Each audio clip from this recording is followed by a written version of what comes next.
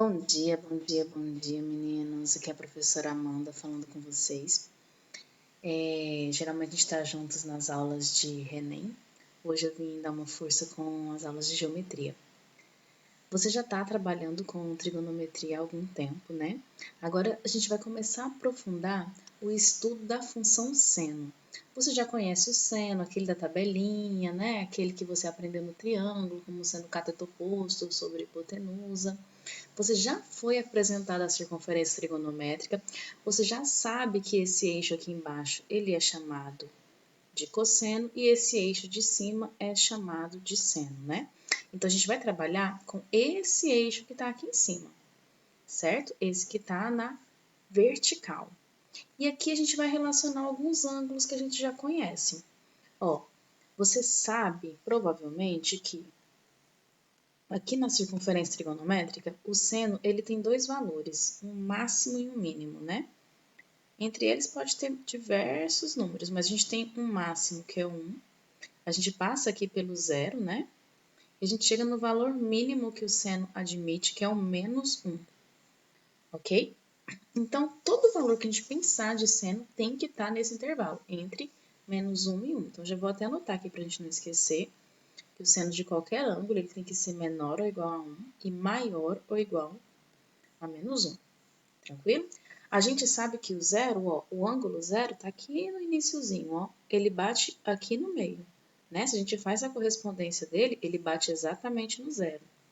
Agora, quem é o π sobre 4? Π sobre 4, caso você não se lembre, ele é o ângulo de 45 graus, ok? O ângulo de 45 graus está aqui assim. O que é o seno de 45 graus? É raiz de 2 sobre 2, não é verdade? Ó, π sobre 2. Quem é π sobre 2? Π sobre 2 é o 90. E o 90, ele tá bem aqui em cima, não é verdade? Ó, 90 lá no topo. E ele tá coincidindo com 1. Então, o seno dele é 1. 3π sobre 4 seria o correspondente, o côngruo, né, ao 45, só que no segundo quadrante. Ele é o ângulo de 135. E você já viu as correspondências que existem aqui, né? Esse ângulo ele vai ter o mesmo seno dali com o mesmo sinal. Ele também vai ser raiz de 2 sobre 2. Nós temos aqui o π, que é o nosso amigo 180. Ele está bem aqui na outra extremidade. Ele também está tendo aqui uma altura zero em relação ao seno, então o seno dele é zero. 5π sobre 4 seria um côngruo do π sobre 4, só que no terceiro quadrante. Né? Só que no terceiro quadrante, esse cara vai ter um seno negativo, porque quando a gente olha aqui na parte inferior da circunferência, o seno é negativo, então eu tenho menos raiz de 2 sobre 2. 3π sobre 2 é também conhecido como 270. O anterior eu não escrevi, né? O anterior era 225. 225. O 270, ele bate lá embaixo, ele fica aqui do ladinho do menos 1. Então, o seno dele é menos 1. E a gente tem o 7π sobre 4, que seria o correspondente do 45, só que agora no quarto quadrante, tá bom? Ele seria o ângulo de 315. E ele também tem um valor negativo, ele vai ser menos raiz de 2 sobre 2, porque ele está na parte inferior. E por fim, nós temos o 2π, que é o 360, que está ali juntinho do zero. O seno dele é zero. A gente poderia ter feito isso também para o 30 graus, os correspondentes dele em todos os quadrantes. Também para os 60 graus, o correspondente deles em todos os quadrantes. Mas só com esses aqui a gente já consegue se basear para poder fazer o nosso gráfico. Vamos analisar. Vamos considerar que aqui nós temos os ângulos, né? E aqui em cima a gente tem os valores de seno. Lembrando que o seno, deixa eu colocar isso de preto. O seno, ele vai variar aqui de 1, passa pelo zero e chega aqui embaixo no menos 1, ok? Eu vou marcar os principais, ó, o zero tá bem aqui. Aí eu tenho π sobre 4, tenho π sobre 2. Vou marcar aqui o π sobre 2, tá mais fácil, ele tá aqui em cima na altura do 1. Aí eu tenho 3π sobre 4 e tenho π. O π também tá fácil de marcar porque o π é 0, né? Aí vem o 5π sobre 4, o 3π sobre 2, que dá menos 1. Aí vem o 7π sobre 4 e o 2π. O 2π é 0. Certinho? Você já consegue ter uma ideia de como que vai ficar esse gráfico? Eu já te peço perdão pelo meu desenho, porque eu sei que meu desenho vai ficar ruim. Mas dá para você ter uma ideia aproximada do que seria. Ó. Ele vai fazer uma ondinha. Faz uma ondinha. Passa por aqui, sobe. E a gente considerou uma volta, né? Se a gente continuasse, uma volta depois, ele iria fazer a mesma movimentação, o mesmo formato de onda, nunca ultrapassando 1 ou menos 1. Se a gente olhar os ângulos na volta negativa, a mesma coisa. Ele vai fazer o mesmo formato. Agora ficou bem ruim, né? Mas assim, já deu para você ter uma ideia de como que funciona esse gráfico, né? Agora que você já viu que é possível a gente desenhar, eu vou te mostrar esse gráfico no formato um pouquinho mais bonitinho, um pouquinho mais aceitável, que é a maneira como o seu livro coloca. Olha que gracinha. E aqui ele já está incluindo todos os ângulos que eu não coloquei, tá bom? E a partir desse gráfico, a gente já consegue ter algumas definições que são muito importantes para a gente, que a gente vai acabar recorrendo a elas com bastante frequência, tá bom? Então, toma muito cuidado para você conseguir se lembrar bem dessas definições que nós vamos comentar aqui, ó. Memoriza esse gráfico, que está bem mais bonito do que o meu, né? Grava ele aí, tem ele também no seu livro, tá? Dá para você recorrer ao seu livro depois. Características da função seno, isso aqui é muito importante. Só pelo fato da gente estar falando de função, a gente tem domínio e contradomínio, certo? E aqui a gente está considerando que ambos são os números reais. Isso quer dizer, eu posso ter qualquer ângulo e eu posso ter qualquer valor ali no meio, ok? Pode ter um valor que é irracional, né? Posso ter, por exemplo, a raiz de 2 é um número que é irracional e ela apareceu ali. Então, isso não vai ser estranho se aparecer, tá bom?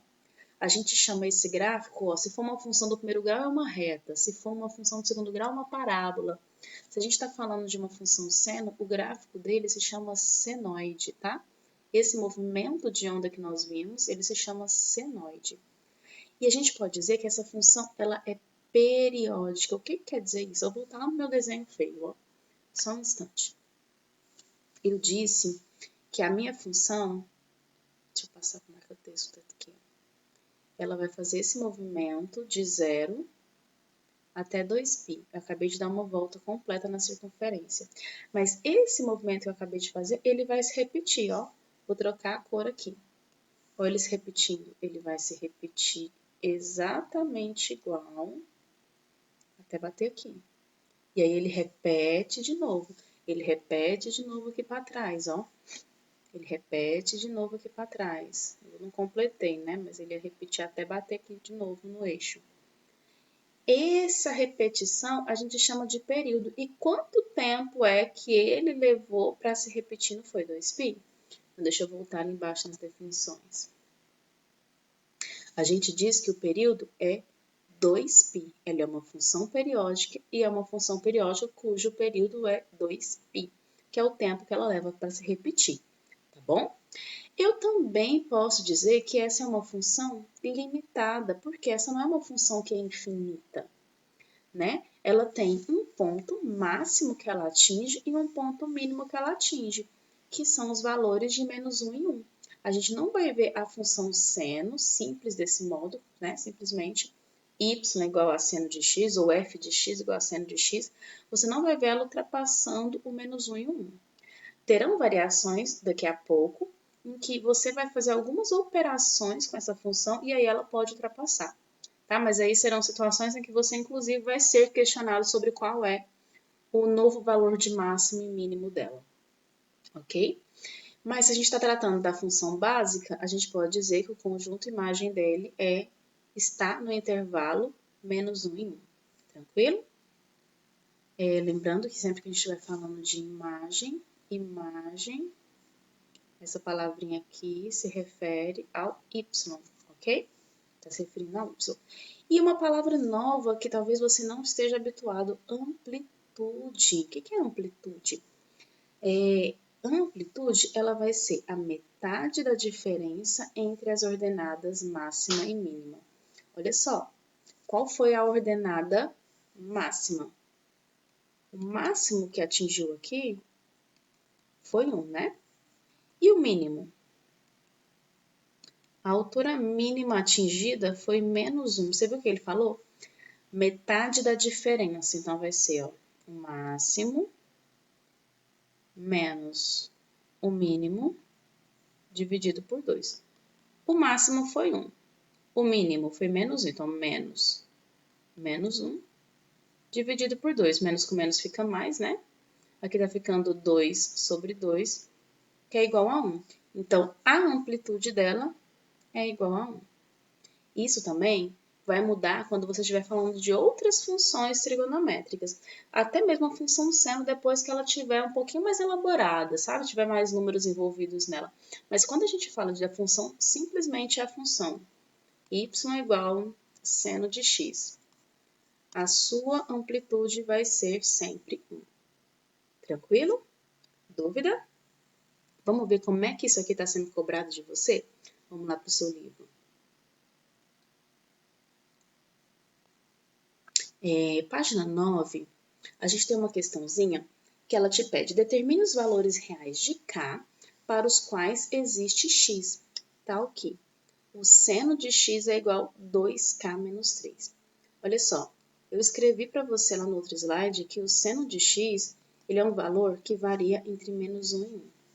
O seno de x aqui não está sendo igualado a 2k menos 3, então eu posso vir aqui e substituir, ó, 2k menos 3 e 1, certinho? Olha só, o que a gente tem que fazer aqui? Você pode resolver isso como duas inequações. Eu, pessoalmente, prefiro trabalhar com ele do jeitinho que está aqui. Imagina que você está trabalhando só com essa parte, ok? Só com esse. Ignora a primeira parte ali. O que você faria para resolver essa inequação? Você não iria isolar o k? Para isso, a sua primeira opção não seria tirar esse menos 3 e levar ele para cá positivo? O que a gente vai fazer? A gente vai fazer exatamente isso, só que nós vamos levar ele para o outro lado também positivo, certo? A gente chama isso de uma inequação dupla. Então, eu tenho menos 1 mais 3, né? O 2k permaneceu lá no meio, aqui eu tenho 1 mais 3. Então, menos 1 mais 3 ficou 2. Eu tenho 2k, e aqui 1 mais 3 ficou 4. Imagina de novo, ó, que só tem isso daqui. O que você ia fazer? Você ia pegar esse 2 e levar ele dividindo? Você vai fazer isso, só que você vai levar dividindo para o outro lado também. Então, deixa eu apagar esse rabeço aí que eu tô meio sem espaço. Vou levar ele dividindo, ó. 2 dividiu por 2, o meu k agora ficou sozinho. E o 4 dividiu por 2. Ó, 2 dividido por 2 é 1, né? Então, o meu k, ele é um número que tem que variar entre 1 e 4 dividido por 2 é 2. O meu k tem que estar nesse intervalo. Tranquilo? Dúvida? Ó, vou deixar um fórum aberto. Se você tiver dúvida, você pode me perguntar lá, tá? Aqui, a mesma coisa. Eu vou fazer exatamente o mesmo cálculo que eu acabei de fazer. O meu seno é fácil porque ele sempre vai variar entre os mesmos valores, entre menos 1 e 1. Então, ó, o meu seno de x está variando entre menos 1 e 1. Eu vou trocar o seno de x por essa fração. Então, menos 1. Aqui eu tenho 2k mais 4 sobre 3 é menor do que 1. O que eu faço? Vou pegar esse 3, que ele passaria para um lado multiplicando, né? Ele vai passar os dois lados ao mesmo tempo. Então, eu tenho, ó, menos 1 vezes 3 fica 3. Concorda? O 2k mais 4 continua aqui. E 1 vezes 3 fica 3. Agora leva o 4. O 4 vai passar para os dois lados ao mesmo tempo. Ele passa trocando sinal, passa negativo. Menos 3 menos 4 é menor ou igual a 2k, que é menor ou igual a 3 menos 4. Vamos juntar? Menos 3 com menos 4 fica menos 7. Aí aqui eu ainda tenho 2k. E 3 menos 4 fica menos 1. Eu posso pegar esse 2 e passar ele para o outro lado. Ele vai passar dividindo. Então, eu tenho, ó, menos 7/2 é menor ou igual a K, que é menor ou igual a menos meio. Aqui, eu não faço mais nada. Acabei. Dúvida, pessoal? Vocês vão ter mais alguns exercícios aí na página 9 e na 10 também. Tem muitos exercícios resolvidos. Aproveita os resolvidos, que eles te ajudam muito. Eles são muito bem explicadinhos, tá? Às vezes a gente acaba pulando eles. É importante você valorizar esse tipo de questão. Vamos ver aqui a questão 10. Questão 10 é uma questão típica de prova. Provavelmente você vai encontrar a questão assim na sua prova, na sua AV1. Você vai encontrar a questão assim na sua AV2. Você vai encontrar a questão assim no PAS. Você vai encontrar a questão assim no Enem. Tá? Em qualquer prova que você quiser fazer de vestibular, você vai encontrar esse tipo de questão. Olha só, a procura por emprego em certa empresa obedece à função de lei. Então, aqui eu tenho essa função, né? F de t igual a 2.500 mais 1.215, que multiplica pelo seno desse ângulo todo que nós temos aqui. Em que t em mês é contado a partir de janeiro de 2017 e f de t é o número de pessoas. Determina o número máximo de pessoas que procuram emprego nessa empresa. Vamos descobrir? Olha só. Ele te pediu número máximo. Número máximo. O que você precisa concentrar quando você vê essa expressão? Ele está querendo saber o valor máximo. O valor máximo. Então, eu vou escrever a minha função, que a minha função é f de t, que é igual a 2.500 mais 1.215 vezes o seno de πt sobre 3 mais π sobre 4. Isso aqui tudo é um ângulo, não é? Não me interessa saber que ângulo é esse. Não me importa de jeito nenhum. A única coisa que eu preciso saber, isso é um seno. A partir do momento que eu sei que isto é um seno, o valor máximo que o seno atinge, é 1. Não é verdade? Esse é o máximo. Você viu no gráfico que ele não ultrapassa isso. Então, eu posso trocar tudo isso daqui por 1. Porque não interessa quem é o ângulo que está aqui, que mês que eu estou trabalhando, isso não importa. O que me interessa é o seno de alguém. Independente de quem seja o ângulo, o valor máximo que o seno atinge é 1. Então, vamos trocar tudo isso que eu contornei de amarelo por 1. Então, eu tenho f de t é igual a 2.500 mais 215, né? Tô colocando 50 aí. 1.215 vezes 1. 1.215 vezes 1 é ele mesmo, né? Nem precisava ter escrito esse vezes 1. Agora é só somar. F de t vai ser 3.715. Ok? Esse seria o número máximo de pessoas. E aí, aplicação fácil, difícil? O que você achou? Se ele te perguntasse o número mínimo, você ia trocar esse seno, tudo isso que estava de amarelo, por menos 1. É fácil porque os números são só esses, ou é 1 ou é menos 1. Tranquilo, meninos? Como eu disse, eu vou abrir um fórum. Caso alguém tenha alguma dúvida, pode mandar lá no fórum que eu respondo vocês, tá bom? Agora pela manhã eu estou acompanhando outras turmas, mas durante a tarde eu vou dar uma olhadinha. Se tiver alguma dúvida, eu respondo vocês por lá. Ok? O professor vai cobrar a atividade de vocês depois, mas eu recomendo que agora no horário da aula, você continue resolvendo os exercícios do seu livro, são os exercícios das páginas 9, 10 e 11, tá?